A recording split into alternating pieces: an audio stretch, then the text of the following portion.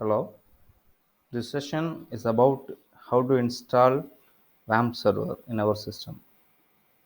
அதுக்கு first step என்ன அப்படின்னு சொன்னால் இந்த Wamp server 2.0i அப்படிங்கிற அந்த சாஃப்ட்வேர் வந்து நம்மளோட சிஸ்டத்துக்கு டவுன்லோட் ஆகிருக்கணும். லோக்கல் என்விரான்மெண்ட் எப்படி கான்ஃபிகர் பண்ணுறதுன்றதை பார்ப்போம். இப்போ நான் இன்ஸ்டால் பண்ணுற சாஃப்ட்வேர் ரொம்ப பழைய சாஃப்ட்வேர் தான். உங்களுக்கு லேட்டஸ்ட் வெர்ஷன் வேணும் அப்படின்னு சொன்னால் நீங்கள் அதுக்கு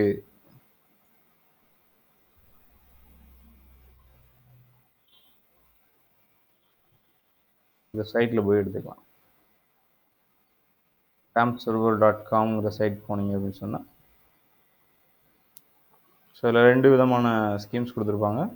ஒன்று 32 பிட் ஓஎஸ்க்குரியது, அது வந்து 350 MBயும், 64 பிட் ஓஎஸ்க்குரியது 500 MBலையும் இருக்கும். ஸோ இதெல்லாம் நீங்கள் இன்ஸ்டால் பண்ணணுன்னா கம்பல்சரியாக உங்களுக்கு VC++, அதுக்கு ரீடிஸ்ட்ரிபியூட்டபிள் சிஸ்டம்ஸ் கொஞ்சம் சொல்லியிருப்பாங்க.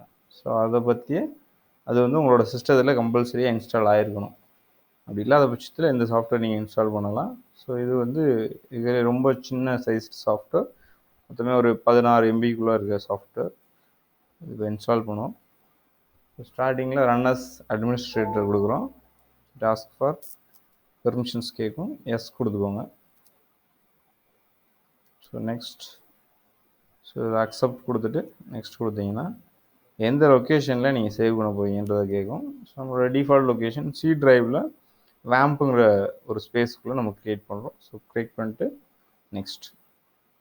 ஸோ நமக்கு தேவைன்னா அந்த டெஸ்க்டாப் ஐகான்ஸ், லான்ச் ஐகான்ஸ்லாம் எடுத்துக்கலாம். ஒருவேளை வேண்டாம் அப்படின்னு சொன்னால் நம்ம எடுக்கலாம். ஸோ டெஸ்க்டாப் ஐகான் மட்டும் நான் கொடுத்துட்டு நெக்ஸ்ட் கொடுத்துக்கிறேன். ஸோ இன்ஸ்டால் ஆகிறதுக்கு ஒரு ஃபியூ செகண்ட்ஸில் இது இன்ஸ்டால் ஆகிரும். ஸோ இப்போ லேட்டஸ்ட் இருக்க சாஃப்ட்வேர்ஸ் வந்து கொஞ்சம் டைம் எடுக்கும், இது வந்து வேகமாக எடுத்துக்கிடும். அதே மாதிரி டிஃபால்ட்டாக அது ரன் ஆகிறதுக்கான